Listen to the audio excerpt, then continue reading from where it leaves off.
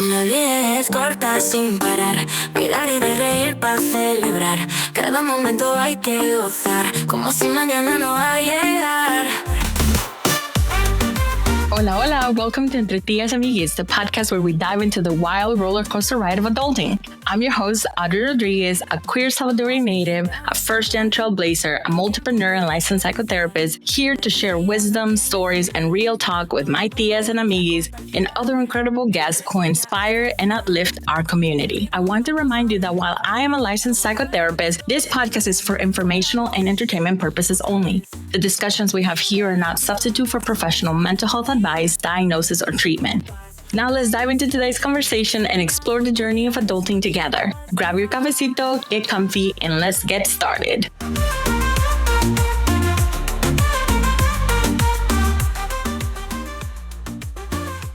Welcome to Entre Tías y Amiguis, officially your first time in my space, and I'm so honored that you come and join me and visited me, and we just had like a beautiful conversation right before starting. For all of you that are joining us, this is Entre Tías y Amiguis, a space dedicated to everything adulting, the wild roller coaster ride of growing up, healing, thriving, and just being in this journey. Mm-hmm. And so the intention behind this space is to bring up conversations for folks that resonate, that maybe give a little bit of advice or a little different perspective. And so for me, one of the places that I always start is talking about my identities as a Latina, as a queer person, as a daughter of immigrants, but also as an immigrant myself, because I came to the United States as a 16-year-old. So I feel that I always have found myself since immigrating in this like kind of bridge role where I am translating the knowledge of being an immigrant with also the experience of being first gen. And in my professional life, being a therapist, being a photographer, being a professor, being a community workshop leader, and all these roles, it is inevitable that I see all the work that I do through this very specific lenses because they have shaped who I am and also my understanding of the world. And so I always like to start there. And now I would like to introduce my guest, my dear friend Cyn. And why don't you tell us a little bit about your identities, about yourself, so that the audience can get to know you? Yeah, definitely. Thank you so much. Okay, my name is Cyn. My pronouns are she and they. I am a queer Xicana therapist. I have a dual license in New York and California.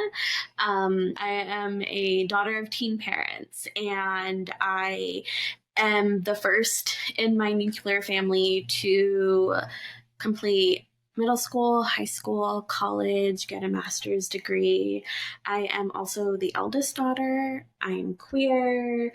Outside of these specific identities of being a therapist, identifying as a first-gen queer Latina, I am also a trauma-informed space holder. I am a yoga teacher where I specialize in yin, yoga nidra, restorative yoga, and I also bridge elements of Reiki and sound healing into the work that I do. I'm really invested in decolonizing my own practices, learning more about my ancestors. My family comes from Michoacan, Mexico, and I am just really learning to pay homage and really learn and reclaim like what was left, from my family, and coming back into the States and like really reclaiming these spaces and offering support for me, but not only me, my community, and my clients. Yeah. Beautiful. Yeah. So this leads us right into the conversation, right? Because as we were talking about what the center, we're therapists, so it seems sometimes obvious. It's like we're going to talk about therapy, but I really want to be intentional of not only showcasing like our knowledge and skills as holders of space for trauma, for hardship, but also kind of the mirror, right? That in order to be able to do this work, we also have gone through very special journeys. And as I hear you talk about being the first one to finish middle school, the first one to finish high school, college, grad school, I mean, like talk about first gen in all the aspects, right? And it makes me think about my own story. My mom went to third grade, my dad went to ninth grade, right? And so when we start thinking about our first gen experience, if we take it even older, right? Like we've been first gen since we were like little kids. Yeah. And that's a really wild ride. Yeah. And so you had talked about this concept of being a cycle breaker, right? right? And so to me, like my years, I'm like, I see where this is going, but why don't you get started there? And you, as a fun question I've asked some of the guests, like, what would you name your episode if you could, right? And so you had suggested Somewhere in the Family of Cycle Breaker as a Queer Latina. And tell me about what inspired you to tell your story from that lens. Yeah, no, definitely. And also, too, it is also an homage to a tote bag that I saw at Café con Libros in Crown Heights, Brooklyn. And it, like, on the tote bag said Cycle Breaker. And I was like, oh my gosh, like, not only do we, like, talk about cycle breaking, like, as our own first-gen lived experience, but here I am as a queer Latina having a dual license, being able to work by coastal and have those moments of who would have thought I would get here, you know, and literally having like cafecito with a colleague, you know, and like seeing this word cycle breaker, you know, and also very like the intentionality of being, you know, like in a coffee shop in New York, you know, it feels like, it just feels honestly like a whoa moment, but like also like a glimmer of like, we've broken so many cycles, you know. I grew up being raised by my single dad, you know, so there were a lot of like expectations growing up of, you know, what was expected of me, but also too like being placed in a gender role, you know. And I think for so long we get into this space of just thinking about, I don't know, like we just get into the space of like, do I really want to make a man's plate? Oh man, fighting words. Yeah, or also too, like I remember those moments of like my hair always had to be long, and it's just like I just wanted short hair. Like I was like very spunky. I was a tomboy, like to have fun, you know, and I just think of like my dad, you know, like my grandparents' own immigration story, you know, is so special and so sacred. And, you know, my dad came when he came to LA when he was a baby, you know, and how my family, you know, showed up was, you know, just one by one, you know, and when I think of that, I do like give a lot of credit to my dad of like one being the first in the family, you know, being the first, my dad, like, you know, cycle breaking, whatever, fulfilling the dreams that, you know, my grandparents set out, you know, to like be back in California and then have that expectation of like, oh my gosh, like we got big shoes to fill, you know, and then being pushed to these expectations that you're going to go to school, you're going to have a good job, you're going to be okay, you know, but we don't have that roadmap, you know. And I'm so grateful I landed in the career of being a therapist. Like I also wished that, you know, my love for art, my love for creativity was also championed, you know. And while, you know, that could have been one aspect, you know, the aspect of me showing up and like listening to my dad, listening to my family, like listening to these generational strengths, but like this also part of me of finding my own path, you know. And that's also like tapping into my queerness, like as an older adult, you know, tapping into like my own authentic self and like me shifting dynamics and dysfunction, you know, in my own family of origin. And I think when I think of cycle breaking, I think of, you know, all that it took to get me here, and also like all of the strengths and positives that have really given me the opportunity to really see another side, to really think differently, to think about and have access to chosen family, you know, to give access and to think about chosen family, but also the ways that I get to respond, and also to the ways that I get to move through the world. You know, before I was like fully like out as a queer Latina, you know, it just felt like a very binding, you know, and that wasn't authentic to me. So here I am now, duly licensed. Doing all the things. Well, you know what? Where my mind kind of pays attention, like I'm hearing all of it, but there's a part around what you just named is around a lot of the times as first gens, as these kids of immigrants, as you know, this like identity of you gotta do better for the next generation, right? A lot of the doing better for the next generation oftentimes is associated with achievement, academic achievement, money, financial, right? Being able to accumulate wealth, being able to have something like tangible to show. But there's something about how you introduced this idea of cycle breaker where you're talking about identity, right? Where you're talking about who am I and how do I want to navigate the world with the knowledge and with the claiming of this lens, right? Because it informs your decisions, how you move, what kind of relationships you're in. And so when we're talking about cycle breaking, it's not only about ending the cycles of poverty, ending the cycles of being undereducated or access to education to begin with, but you're talking about the gift that comes from also breaking the mold around who we've been told that we should be. Yes. Oh my gosh. Right? Yeah. The mold of no somos de aquí ni de allá. We're from both. But then also the expectations are more from over there than from here. And there's this constant battling about like, where do I belong and who am I?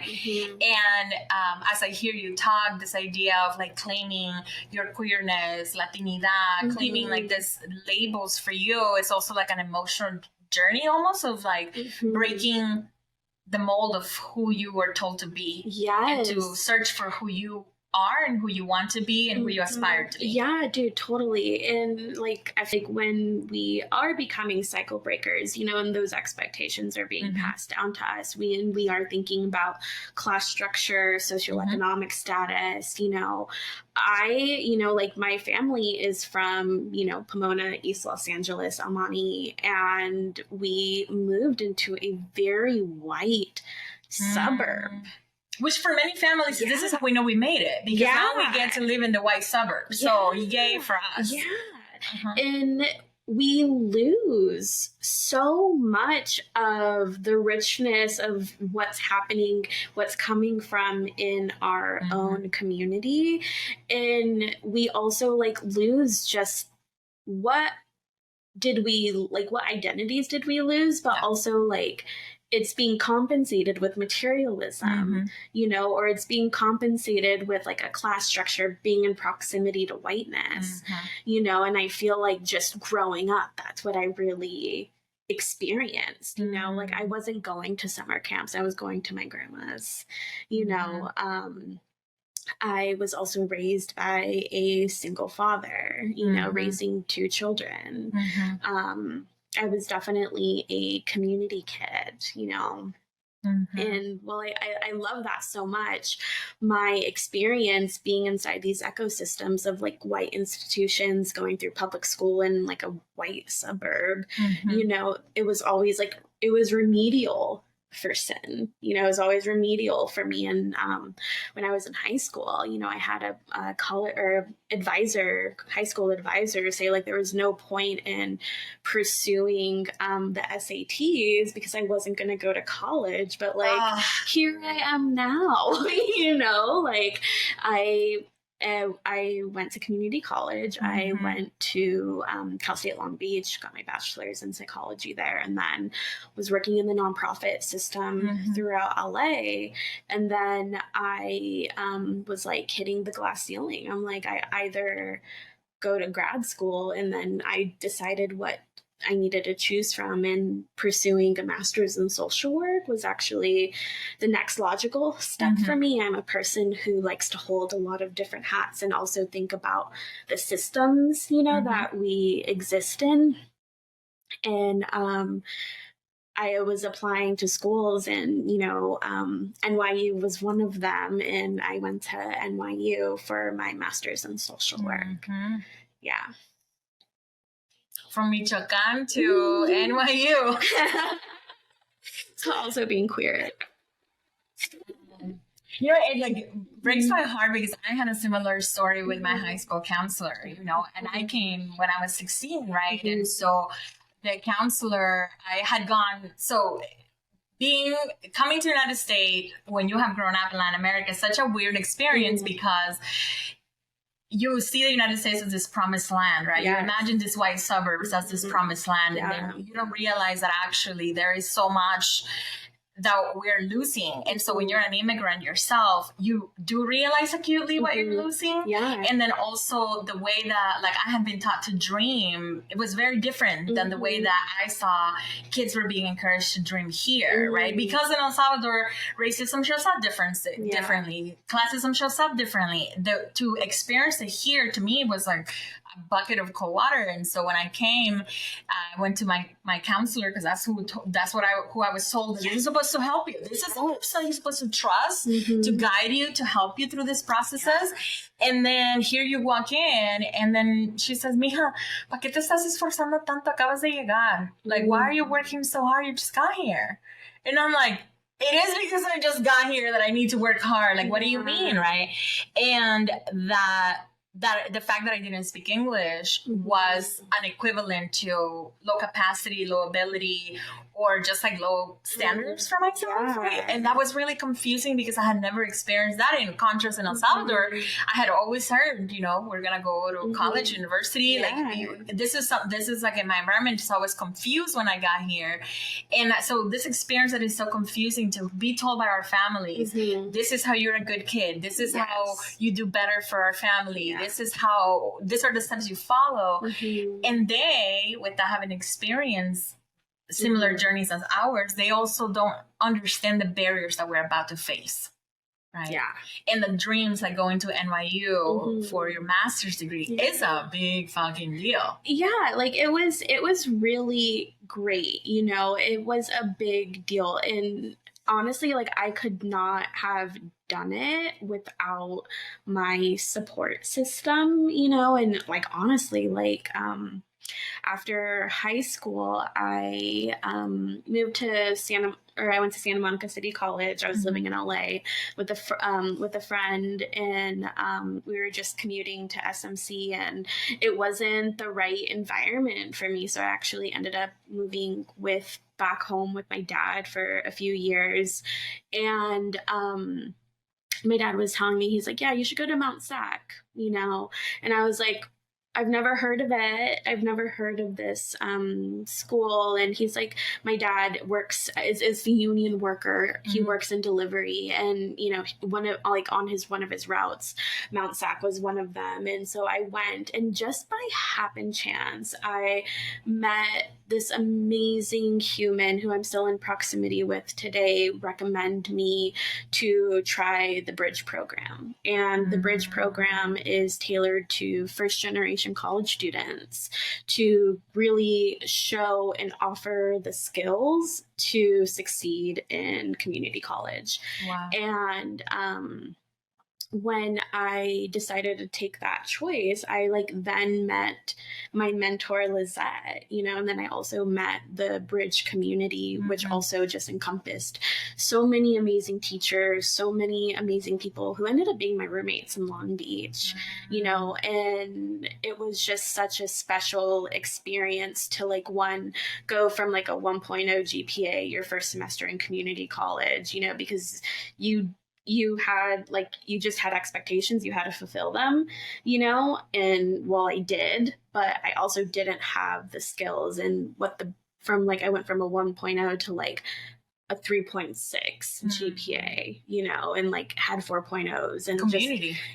Just the community support and the resourcing, and just having the skills to learn, you know, not to learn, but to really develop your tools to study, to learn, you know, to get to pass all your math classes, to get to stats, you know, that was my major that I needed to complete in order to get into a psychology program.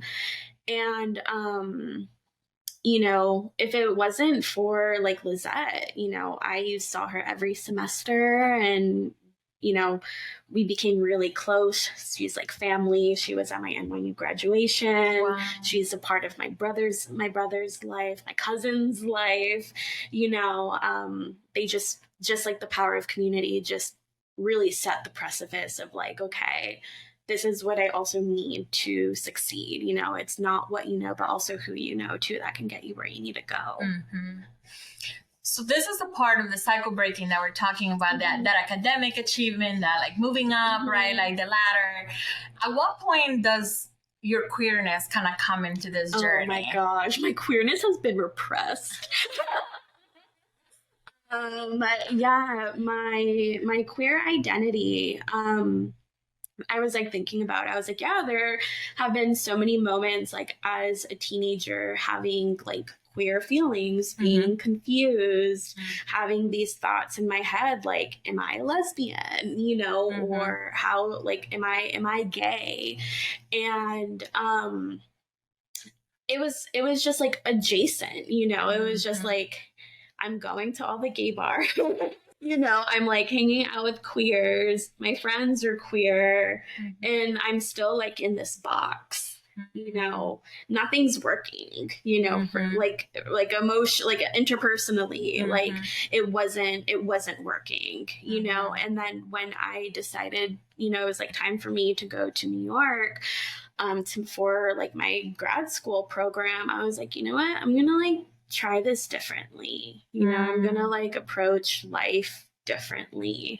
And that's how I was able to tap into my queerness, you know, and that was very special, and also very, a lot of like giving myself permission to say it's okay to feel this way.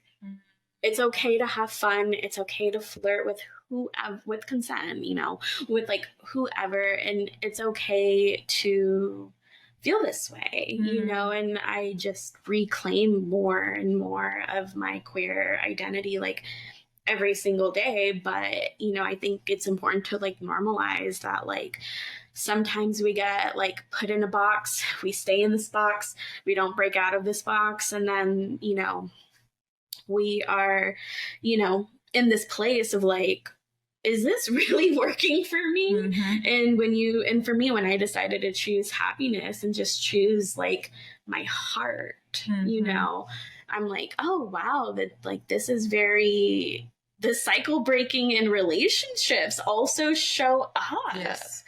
And that was so like healing for me. It's like, oh my God, like I'm living in alignment. I'm living in authenticity, that like we can repair, and it doesn't have to leave. It doesn't have to lead with you leaving, or it doesn't have to be in the fear of X, Y, Z, you know, whatever script that's maybe coming through us, and that there's like this sense of like trust, you know, and also allowing myself to be comfortable, to be seen in all angles and all parts of my spunky side, my feminine side, my like non-binary side, you know, just all, the whole spectrum of me, you know. And I've only really experienced that part like in a queer relationship, you know.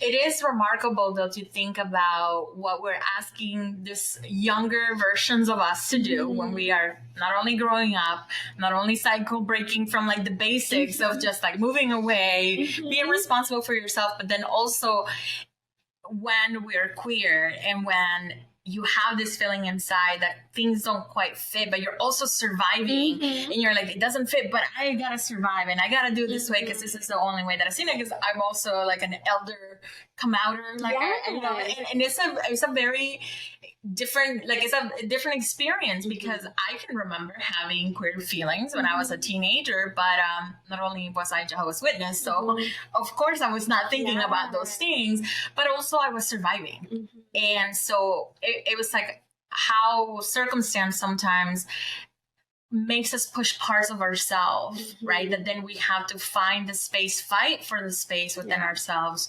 to accept it, welcome it, investigate it, and then enjoy it and live in it, right? Yeah. Which is like we want the destination, but the process of getting there when you also have all these other layers, it's not easy for everybody. Definitely. It can be really complicated. Definitely. And, you know, like when we think about like cycle breaking and like making choices, you know, I think of like my dad, you know, like before I was leaving to New York, like really bargaining with me, you know, like stay here, like you can I'll get you a car, you know. Want a car. I actually want to go to a city. Like I want to go to the city and be gay.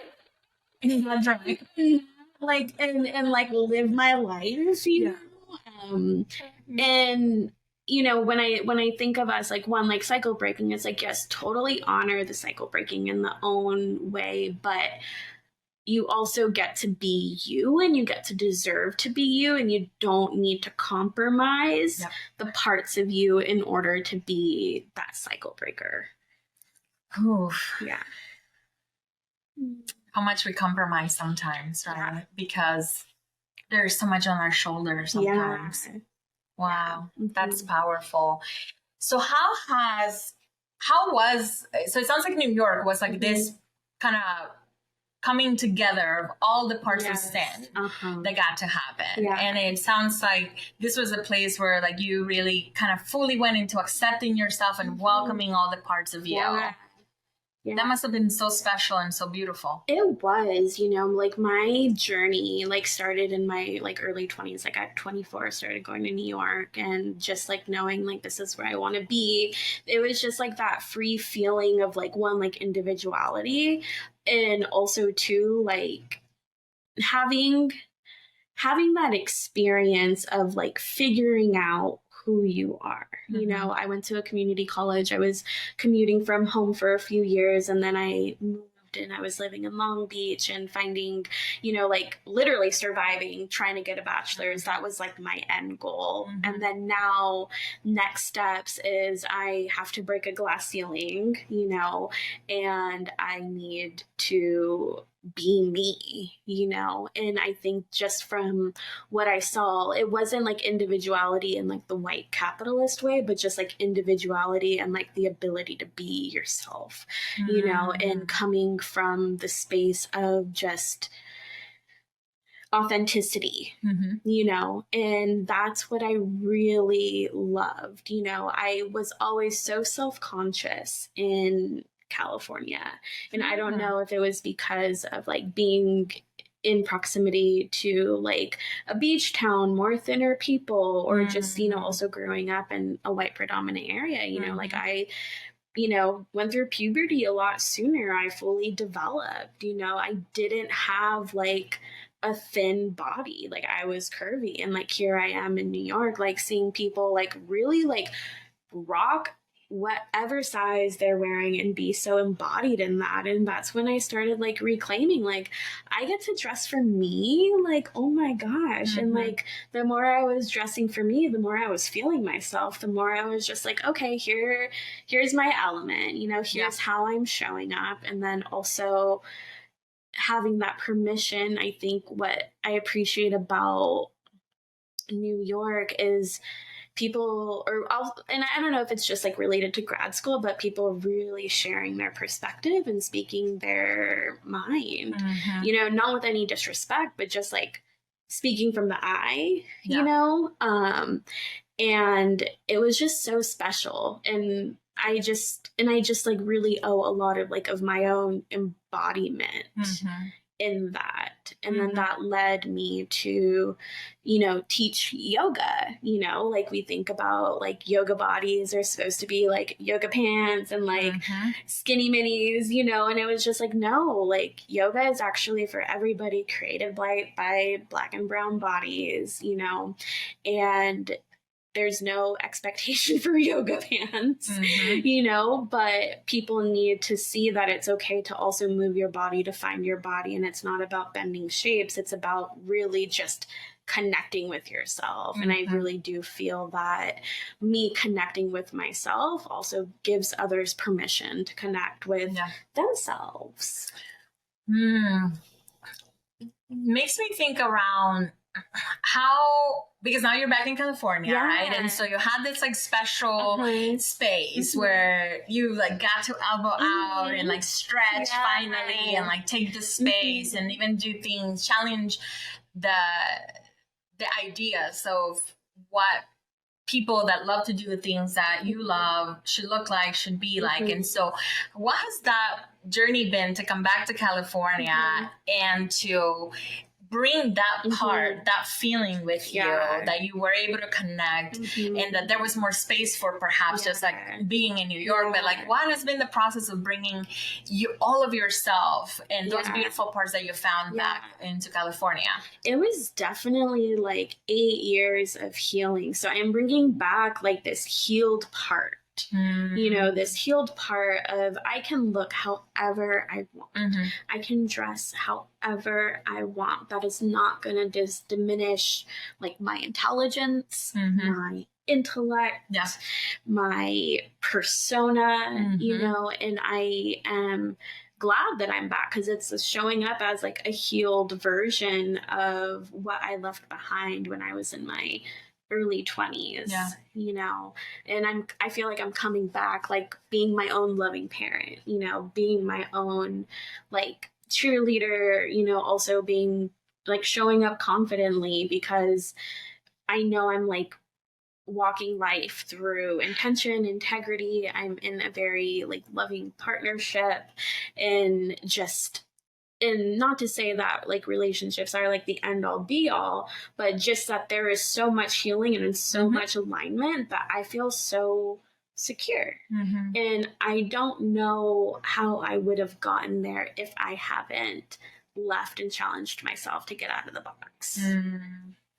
You know, I'm thinking about my own journey, but also the journey sometimes that I accompany some of the folks that come and see us as therapists, right? And part of what you're saying too in these 8 years, I think sometimes we can get really impatient that it's not happening now, right? Because the cycle breaking process, this stretching out is also cracking bones and it's also like bringing new parts of yourself that you haven't met yet, that you may feel confused about or you may feel hurt by, or even the grief of realizing what life could have been and it wasn't, right? Like this 8 years also contain all these like parts of like the growing pains of becoming, but now you're here on this other side where you are more authentically yourself, where you can show up with this assuredness, and now you also are accompanying people in that, and it almost sounds like you have found your purpose. You have found a purpose to your own journey and to your own story to then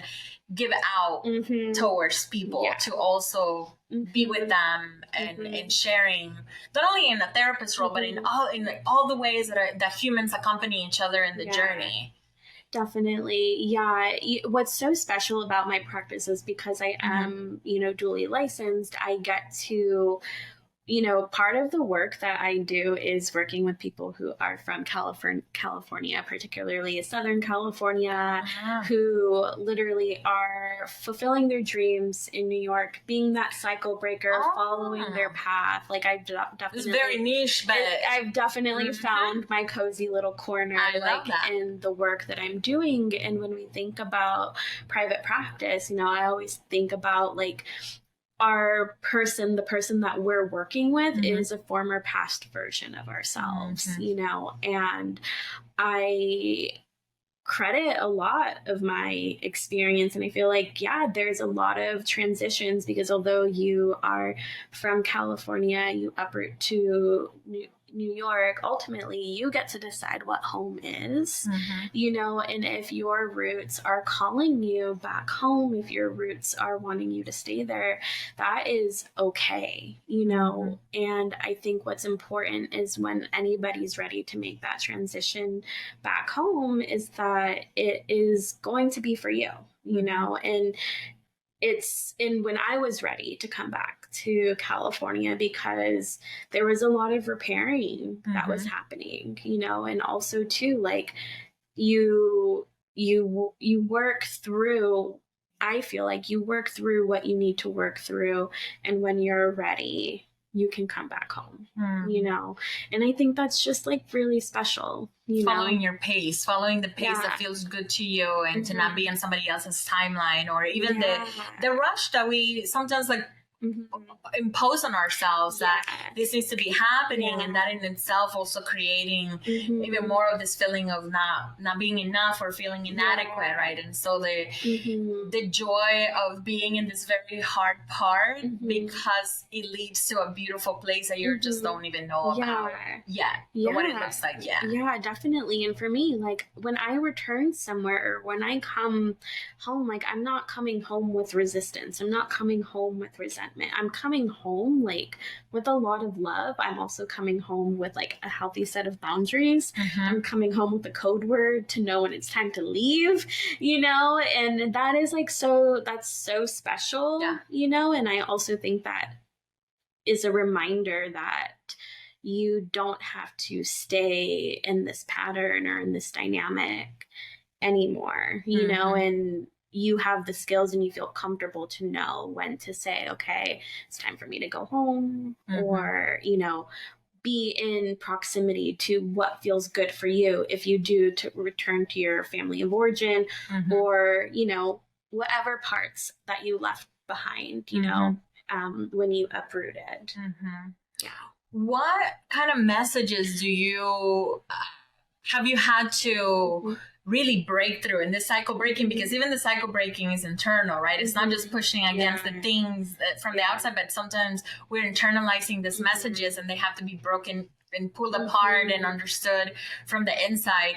What have been some of the challenges in this journey of owning the cycle breaking and appreciating the journey, finding your own time? What have been some of the things that you have found harder to unpack, to dismantle within yourself, to get to the place where you can give yourself the permission to feel safe and to put yourself first? You know, I think it's a lot of trust in the unknown. You know, I think for me as a first gen college grad, I always had a clear roadmap of what I needed to do. You know, we got through our bachelor's, our master's degree, and then we paid our dues, you know, collecting hours. There was a clear path you followed. And then now we're in this place of like entrepreneurship. There's no roadmap anymore. There's no roadmap. Do whatever you want. But what is it that I want? Yeah. And it's like there's no roadmap for that. And what I am learning is trusting in the unknown, trusting that whatever will show up is going to show up. I have gotten this far, I'm not gonna let myself fail. I think that's such a common experience, that what if it all fails? What if it doesn't work out? And it's like, well, what if it does work out? You know, we have all the skills. We've gained so much to know, you know, and I think we can get, and maybe it's our own generational story, you know, about scarcity and fear. I know a message for me was financial security. You know, my dad is a union worker. He is locked and loaded, you know, for secure until he is ready to retire, you know. And for me, you know, I think just as being a therapist going through the nonprofit pipeline, we have security, but we're at a glass ceiling, you know. And why am I going to stay somewhere if I'm unhappy, or if it's really affecting my mental health? Or I'm also ready for something different, or I know that I have outgrown. And I think it's so important to know when you have outgrown something and give yourself time to think about what is it that you would like to do. There's no shade to anybody who's very comfortable where they are and what that is for them. But also too, I really want to invite people, because I think, you know, I think of my dad, I think of, you know, folks who I've worked with, you know, taking that step and choosing for you is so scary, you know, and then I feel like that's also very true with people who are wanting to make the pivot into private practice or entrepreneurship. Yeah. Even what you had said earlier, right, around what else would have I explored if it would have been allowed, right? Because in so many ways, a therapist is still like a safe sort of like field. Like you can picture it, you can imagine it, right? And so I think about the messages that many of us got, and maybe even the younger generation still getting about being a doctor, a lawyer, right? Like these very careers that have a path, like these ways that you can follow the roadmap and the steps, right? And when you've experienced a lot of trauma, one of the things that you do desire deeply need to heal is security, right? So many of us, I think, have taken this road to security, and it has been when we reach to the point of security, then it's like, okay, now what do I want to do, right? And I don't know that it has to be done that way. I admire people that can just sort of jump into this unknown. But I know that for me, the security, because of the type of trauma that I've experienced, the type of insecurity, scarcity that I've had, finding that security to then be able to exhale and say, okay, now what I want, with excitement, with joy, without fear. I have to recognize that the safety is a key component of being able to have that permission, right? And there's no wrong way or right way to go about it. But for the folks that maybe feel self-conscious that they haven't been able to push themselves, there's this also the element that our stories and the way that our stories sometimes impact us might make you either F it, I'm gonna go in, or actually no, I won't follow steps and until I feel really safe, then I can jump, right? And so cycle breaking also doesn't always have to be this like risk forward. You can still remain risk adverse with the openness that at some point the hope is that you can achieve that what you're looking for, so that you can then jump in. Definitely. And I also want to share, just like, you know, that is how I moved. And then I, you know, last year I was laid off. You know, I was like trying to be the least risk adverse person. You know, like starting my private practice, working with clients, like having a small private practice, building my way up until I was ready to go. And, you know, there is a point in time where I was like, okay, like my work is no longer needed. I had to figure it out. I had to jump in, you know, and that's where I also like to remind people is like, even while we are being the most risk adverse, we also have the skills to figure it out. We figured it out before, we can figure it out again. And that's, I felt like that was a big lesson that I learned, that you can be the most you can take the most precaution you can. That's what you're in control of. But like external factors, you gotta lean with it, rock with it, you know, like like shift through that. But also just like remember, like we do have the resources that we need to take care of ourselves, you know. And I started, you know, I gave myself to some time to recover from just like burnout, you know, whatever. And, you know, I started back in August, full-time private practice, and it has been great, you know. But that has been a lesson to remind myself when I am taking a risk in my business that I have to trust. You have to trust. Yeah. You've done it. You have the skills. Yeah. I think that's an important reminder that even when we've been following a roadmap, even that there is a sense of an illusion of safety, right? Because even in the roadmap, we are enacting choice and we are taking risk and we are pushing through and we're doing things that we haven't seen done before. And sometimes then we get to the new thing that feels really scary, and we forget that we've already done actually a lot of really scary things, and we have found it within ourselves to figure it out. And why would now be different? In fact, you know, we could argue that now more than ever we're prepared to take the risk, because we have learned so much and we know how to pivot, how to come back, how to I think we forget that sometimes. No, definitely. How do you practice staying intentional with all of this? Like, what is the practice of being intentional? Because some of it can be, it can be easy to get in an autopilot that I'm just gonna go. Now I got comfortable. Now I got to the point of safety. At least the things that I can control. The outside is pretty stable, right? So it's like, I'm just gonna rest. And we all need rest. We all need rest. And oppression takes a toll on you. Burnout takes a toll on you. So rest is a good thing. And also sometimes we like taking this pit stop a little bit longer because we're afraid, right? And so how do you stay intentional in those moments when you notice like, oh, like I'm just leaning into that comfort that is needed, but I want to have this intention of continuing to break cycles within myself and also within the world that I live in. Definitely. There's this like sassy part of me that wants to say like I do yoga, but no. But no, honestly, I really check in with myself. You know, I think what has been very helpful for me that has kept me on track was making a vision board of each quarter that I want.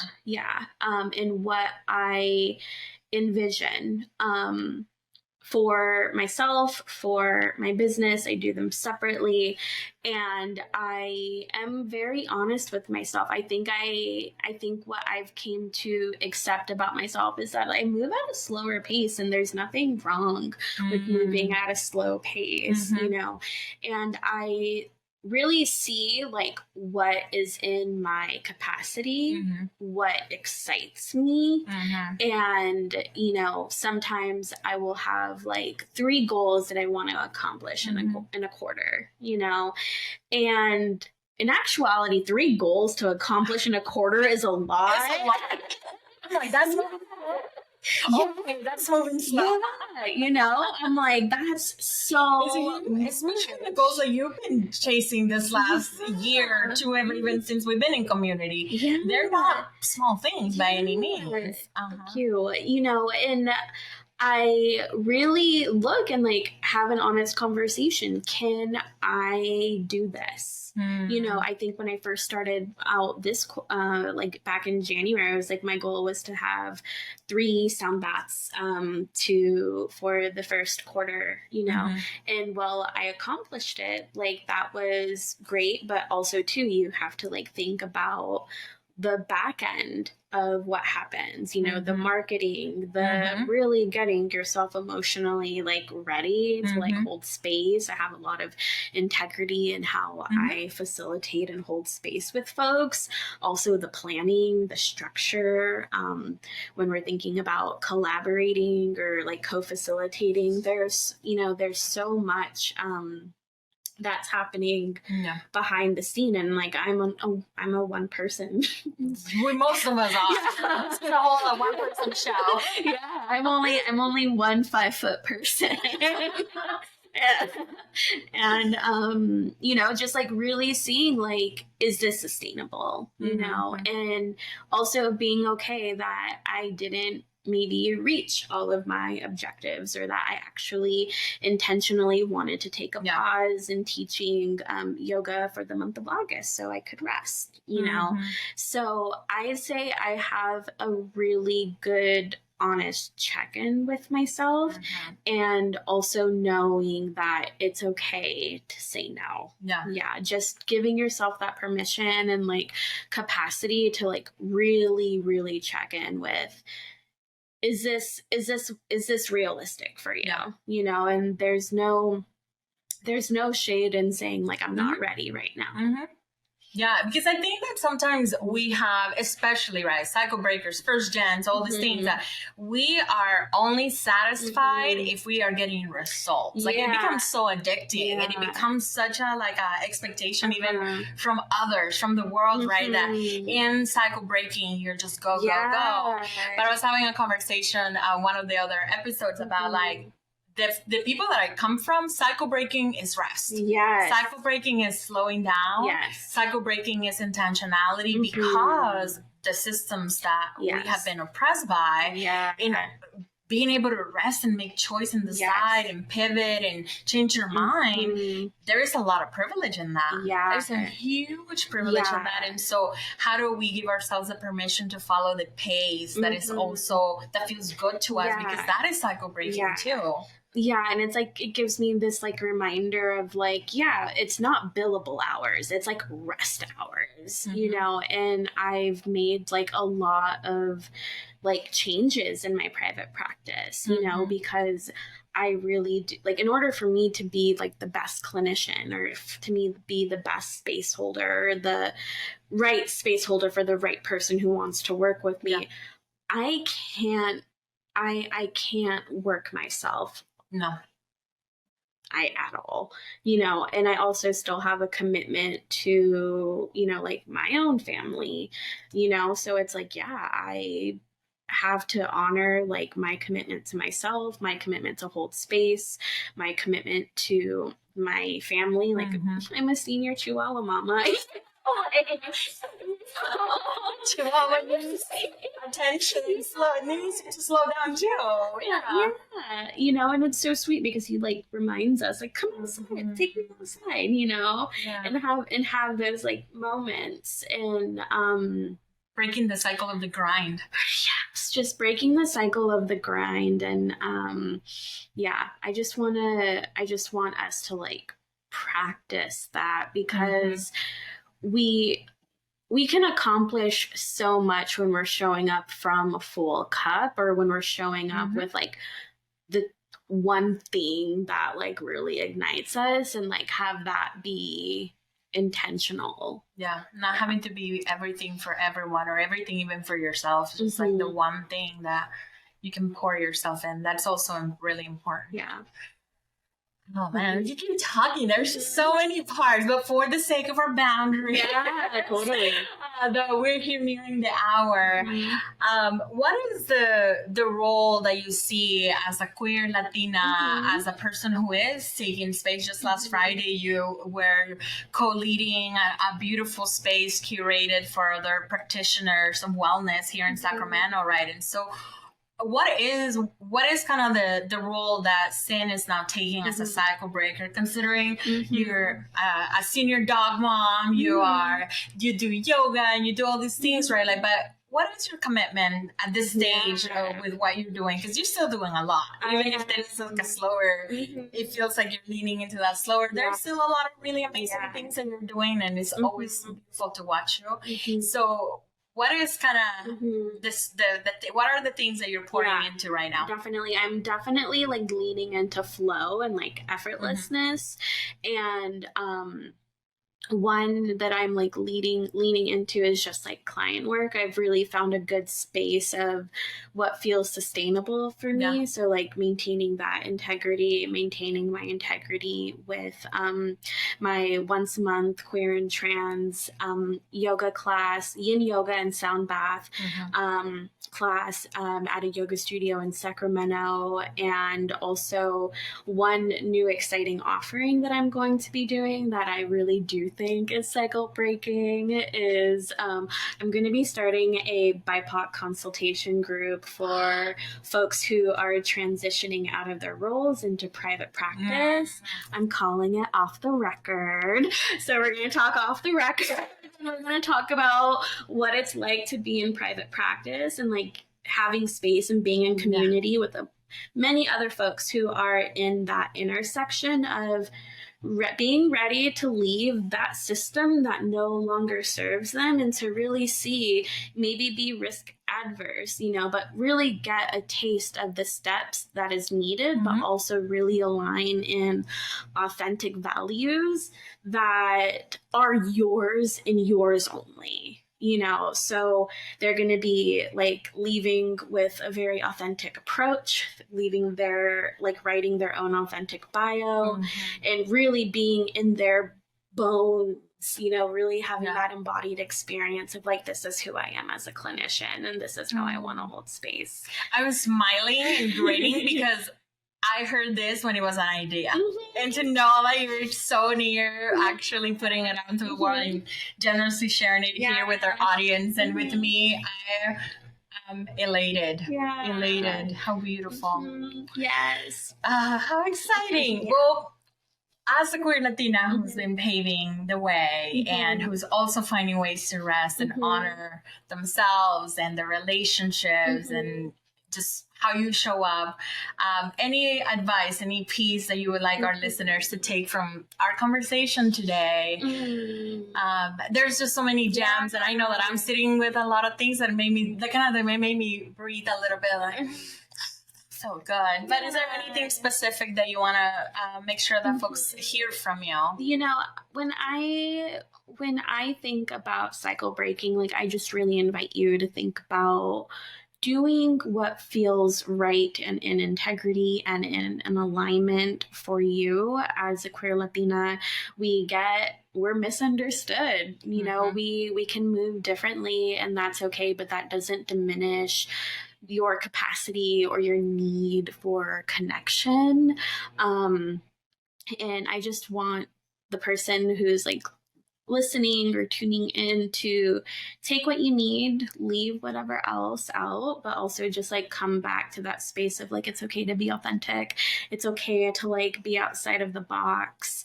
It's okay to make those choices. And it's okay to be ready and want change. Yeah, and it's okay to trust the process. as they tell us in the Bridge program. It was always trust the process, but I always have that in the back of my head of this optimism. We've gone this far, we can only go up from here. We didn't just get here to stay here. We gotta keep going, and sometimes very slowly, but still forward momentum. Thank you so much for your generosity. On the show notes, I'm going to have all the ways so you can connect with Cyn. And, we'll have a second conversation because I have so many things. And that's the cool thing about having a podcast. You can just free invite people. So we'll end it here today. But thank you so much. And I continue to look forward to being in more community with you, and I really appreciate you. And thank you all for joining us, and tune in for the next episode of Entre Tías y Amiguis, where I'm bringing all my amazing community to you, and we hope that you take what you need, and until next time. Thank you. If you enjoyed this episode, please subscribe, leave a review, and share with your tías and amiguis. Your support helps us reach more people and continue these important conversations. And don't forget to follow us on social media and stay connected. Until next time, remember to take care of yourself, embrace your journey, and keep living life with heart, vision, and creativity.